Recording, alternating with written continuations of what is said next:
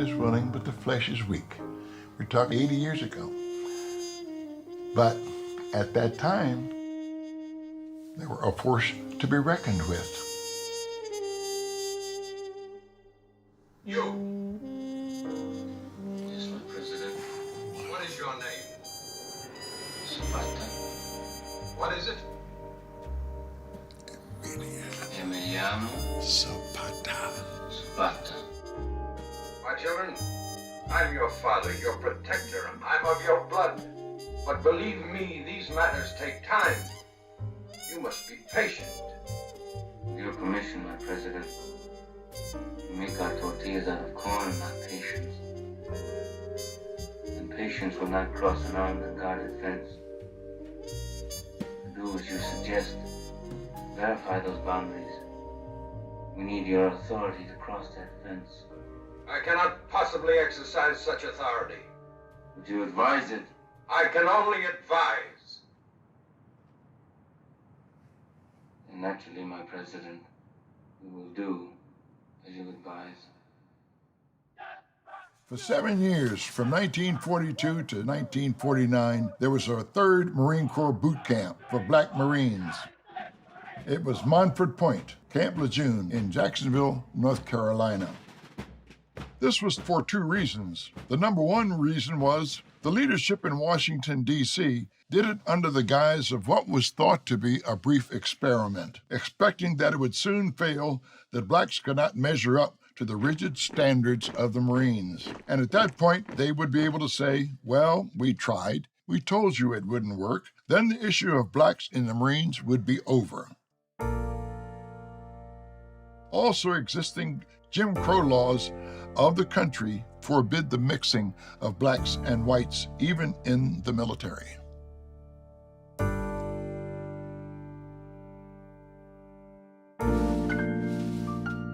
Tell me why you joined the Marine Corps, and then tell me what the initial process of getting in was like. I went in the Marine Corps when I was 17, March the 28th, 1949. I needed to join the Marine Corps because I had gotten dropped from the rolls of my high school in Philadelphia, Northeast High School.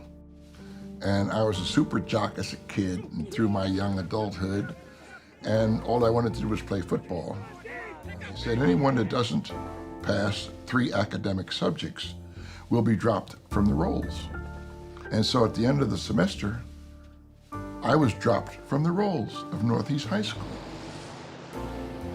No friends on the street. I got to answer to old people about why you're not in school. It was just not comfortable. And I decided to go in the Marine Corps. The Marine Corps was special to me because when I was 5, 6, or 7 years old, a Marine lived around the corner from us. And he must have been on recruiting duty because he always wore his dress blues. He must have been 10 feet tall, blue-eyed, blonde hair, straight as a fucking die. And the guy was standing next to me, and I'm up to about his hash marks, the diagonal stripes on the sleeve of a coat.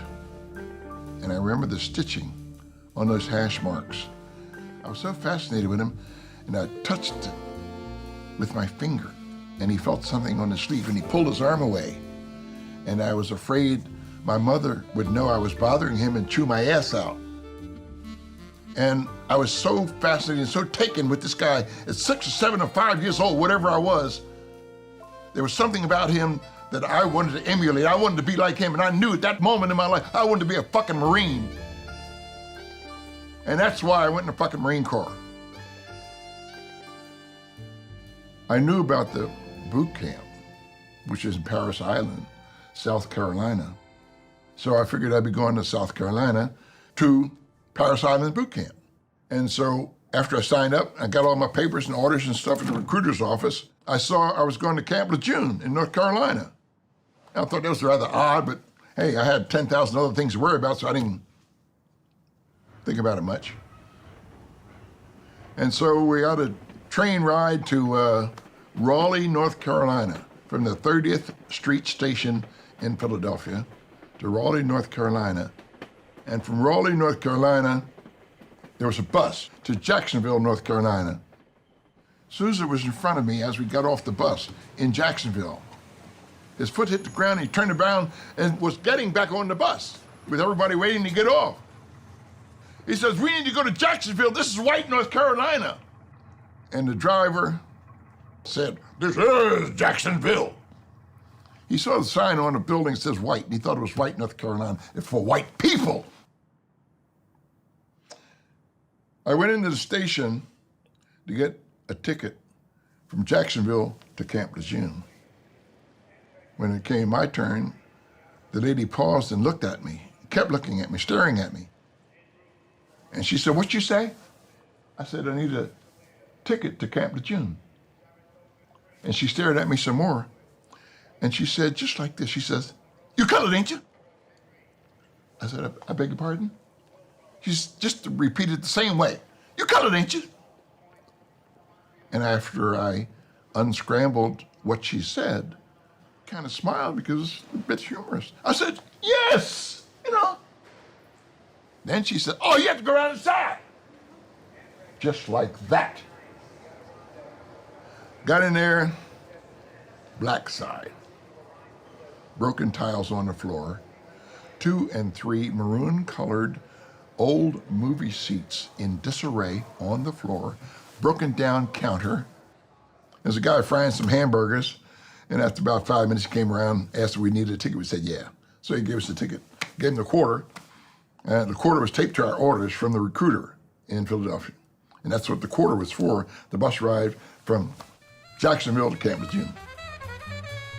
And that was the beginning of my Marine Corps existence.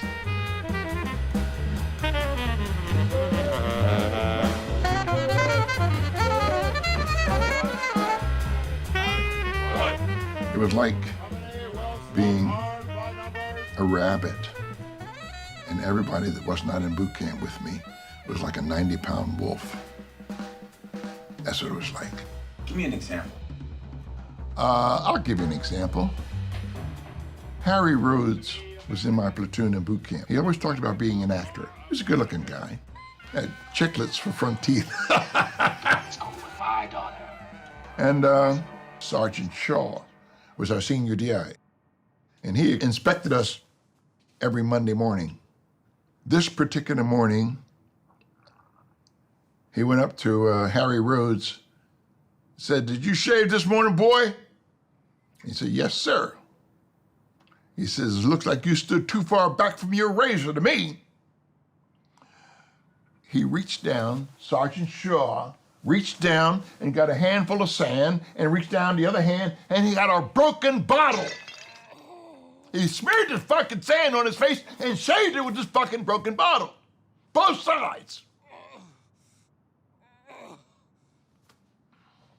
The worst period was I used to have to fill the 5-gallon glass water bottle on the ceramic stand for the DI to drink water from.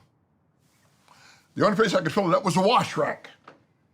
The bottle wasn't too tall to stand up. I had to tilt the bottle while it held the neck of the bottle around the faucet while it was being filled up. So obviously, I'm not paying attention. The weight of the bottle increased. The fucking bottle slipped out of my hand and broke. I'm back in the DI's office for another infraction. And Sergeant Shaw is reaming my ass out. And as he's talking, these things that the other DIs have mentioned during the course of our training come up. And now he's up from his fucking desk. He takes my hat and took his big hand and just rubbed my hat, grounded it in my face. And with the rifle in one hand, my arm did like that. There was 5 other DIs in the office. And that was not a good day. He says, "Oh, you want to whip your DI?" And he repeated that about 5 times, only each time the volume got louder, because he started thinking about the things that other guys had said. And as he thought about it, this mental Rolodex came up with all the stuff that I had been doing that he'd been hearing about that he never took action on. So now I'm Joe Shit the Ragman. My ass is grass, he's the fucking lawnmower. When I did like that, He went apeshit. He says, oh, you want to whip your DI? Fucking volume like 5,000 decibels. You want to whip your DI? He then took these fucking two big hands of his and put them around my fucking neck and picked me up off the deck 6 fucking inches and shook me like a goddamn rag doll. After the lights went out at 9 o'clock, I pulled my blanket over my entire bunk, and I had Philip Morris cigarettes, and I'd light it and I would touch it to my arm. And the idea and the intent was I could wake up out of this nightmare. But hey, I was awake. I was awake, baby. It was no fucking dream, you know? And I wake up in the morning with red marks on my arm. The ethos for every drill instructor was they wanted every fucking guy that went through Montford Point to be better than the white guys were. So we would never fucking fail under any conditions or circumstances. They wanted us to be the best. That was the rigidity that was the birthright of Montford Point.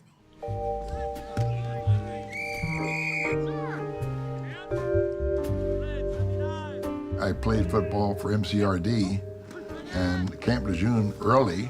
There were some good days because all we did was play football. I was TAD to San Diego, the Marine Corps Recruit Depot, to the football team. Every once in a while, somebody knows me for 100 years calls me Hands, because that's been my nickname since Christ was a corporal. You know, Hands, hey, Hands! You know, it's always been Hands. And from football days. The worst duty station I had was in the Philippines. My commanding officer busted me from Corporal E4 to Private E1. And it was inappropriate. But the interesting thing, as a side note, it had nothing to do with race. Race was a completely non-issue.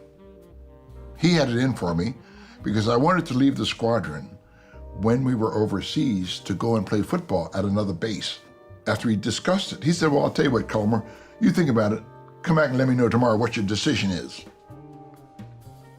And so the next day at 1300, I'm in his office. Archie J. Clapp. I said, Colonel Clapp, with all due respect, sir, I would really still like to go and play football. And he went fucking ballistic ape shit. He slammed his fucking fist down with a goddamn big black cigar. And he said, well, you're not going, Culmer. He told me the day before, I'm the best crew chief in the fucking squadron. 24 airplanes. I was the best crew chief in the squadron.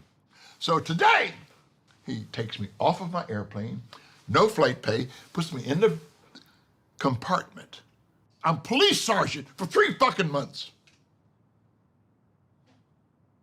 And he ended up with, the next time you stick your neck out, Culmer, I'm gonna cut it off. I'm gonna chop it off. So 2 months later, Cinderella Liberty is when enlisted people have to be on the base by 12 midnight. I'm 20 minutes late. This fucking word from the goddamn lousy stinking swab jockey at the fucking gate turned my ass in for being 20 minutes late. Archie Clapp gets the word. He gives me a fucking summary court. There's 3 court-martials, general, special, and a summary. Summary's the lowest. It's a ready room where we're holding this summary court. All the pilots are in there, no enlisted people. I read up on it, and it said in the summary court-martial, one of the options the accused has is if you choose, you can stand mute. I'm 20 minutes late. I mean, it's cut and dry. I'm fucking late coming in off Liberty. Okay, there's no arbitration there. I said, sir, I stand mute. This was supposed to be a experience for the pilots to see how a summary court-martial goes as the accused presents his case and the presiding officer makes a decision based on the information that's presented. Well, all of that was shortcut when I said, I stand mute, sir. And he tried several times to get me to speak. So his decision was a fucking Corporal E4. I'm reduced to fucking private, 14 days in a goddamn brig, and forfeiture of pay and allowances for the same period of time. It's interesting. Nobody on the planet ever said anything about race, about racial prejudiceness. And of course, I wasn't going to bring it up because it wasn't the case. It was just interesting. Did you serve in Korea? No, I didn't go to Korea. I was supposed to go to Korea 3 times. How about Vietnam? Oh yeah, we got to know. Oh yeah. I ended up not flying much at all because I took over special services. I had been in special services before I went to Nam. Colonel Johnson was in charge of MAG 36, Marine Air Group 36. And I had a feeling of discontent, unrest, anxiety in the troops. I didn't know it at the time, but this is what I felt. And I went to Colonel Johnson. I said, Colonel, I'd like to put a boxing smoker on with MAG 36 and MAG 12, 3 miles up the road. Colonel Johnson, arm around my shoulder as we walk toward the fucking end of the tent. And he ushers me out and says, well, come, we'll look into that, and I'll let you know. 3 days later, it's a fucking shooting. A black guy and a white guy got in a fucking shooting. He said, get Culmer's ass up here. I want a boxing smoker in 20 minutes. Something to relieve the tension. So I got guys from MAG 12 and guys from MAG 30. I trained one of the guys, heavyweight guys, and yeah, it was a lot of outlet. It was, a lot of fun. An outlet, some place that could let off some steam.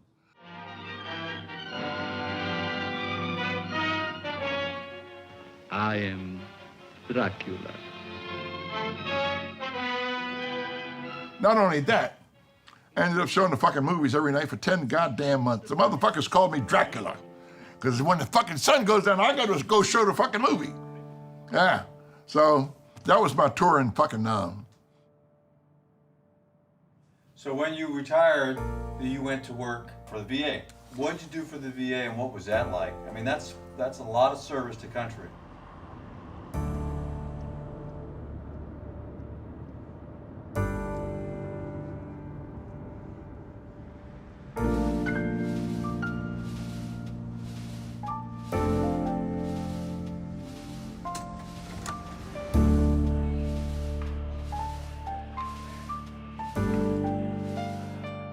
I became a Veterans Benefits Counselor. That's a VBC is what we called them then. Now it's a service officer, same job. I did that for 10 years. And after 10 years, I got that itch, man, and got on my motorcycle. I rode from Los Angeles to Philadelphia. When I got back, the guy who was at the Veterans Administration Hospital, West Los Angeles, in charge of the post-traumatic stress disorder program, said he wanted me to come and work for him back in the VA. I just had a sense and a knowledge about people and when they're stressed and sometimes the level of the stress. And that's where I would dig. I had a group in Montebello, East Los Angeles, of police officers. A guy was a fucking homicide for 12 years. Homicide for 12 years. The guy's wife divorced him because this little girl cut her finger and it bled. And he never showed any emotion. And his wife thought this guy was some kind of ogre. But after 12 years in homicide, for Christ's sakes, seeing body parts and everything else you can imagine he saw, plus Vietnam, he didn't generate any emotion that he should have based on his wife. And for that reason, she divorced him. Thought he was a fucking cold animal. You don't know that you have post-traumatic stress disorder. You think it's okay. You think you're fine. You think you're okay. And you might have this thought or that thought a little bit, but that's minimal. I can handle that, but I'm okay. And so, again, that comes under denial, I guess, not being knowledgeable about what post-traumatic stress disorder is, you see. Because they may have these symptoms, but if they don't know these symptoms are a part of this big picture, then they're really not being in denial. They're simply not knowledgeable that what they're experiencing comes under the heading or the label of post-traumatic stress disorder. But yeah, I'd say listen to everybody that wants to help, other than the dude at the bar. And don't poo-poo it. And keep listening, even if it's not what you want to hear. Listen for the next guy or the next woman that wants to tell you about that. Same pocket.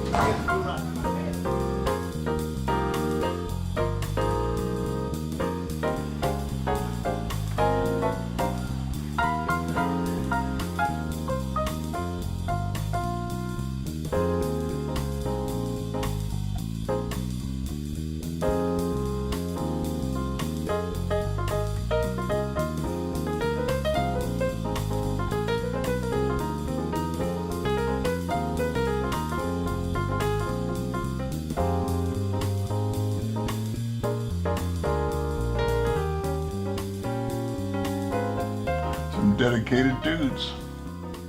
Some hardcore, dedicated dudes.